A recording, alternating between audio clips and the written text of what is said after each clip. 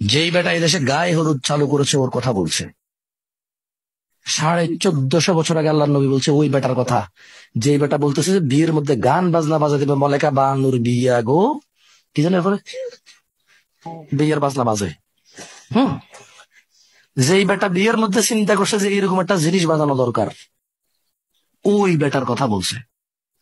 যেই বেটা বলছে বিয়ের মধ্যে ছেলে পক্ষ মেয়ের বাড়িতে আসবে কুলা ধান হলিদ মরিচ নিয়া, যে বেড়ির বিয়ে করবো ওই বেড়ি সহ ওই বেড়ির বোন যত আছে স্বাস্থ্য মামাতো আলাতো পাড়াতো চাচাতো খালাতো ফুপাতো সব বেড়িরে ওই যে বেটা বিয়ে করবো ওই বেটার বন্ধু বান্ধব মিলা হলুদ মেখে দিবে।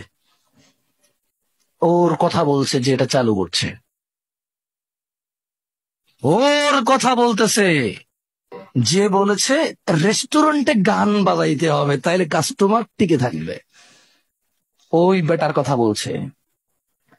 যে বেটা বলেছে মুসলমানদের ঈদ, মুসলমানদের রোজা, মুসলমানদের আনন্দ, মুসলমানদের ত্যাগ তিতিক্ষার মাসে মুসলমানদেরকে জামা কাপড় কিনে দেওয়া, মানে জামা কাপড় বেচার ফন্দিতে সুপার শপ শোরুম খুলবে, বড় বড় শোরুম খুলে ওখানে গান বাজাই দেবে ইংরেজি আর কাপড় চোপড় বেচবে।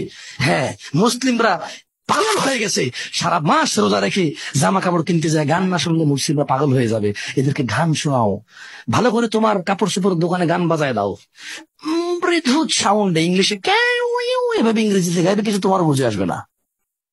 হ্যাঁ, যেই বেটা এই সিস্টেম চালু করেছে যে রেস্টুরেন্টে খাইতে যারা আসবে তাদেরকে গান শোনাইতে হবে, শোরুমে যারা কাপড় চোপড় কিনতে আসবে তাদেরকে গান শোনাইতে হবে, তাইলে বিজনেস মিয়া মিয়া 100-এ 100 সফল, ওই বেটার কথা বলছে।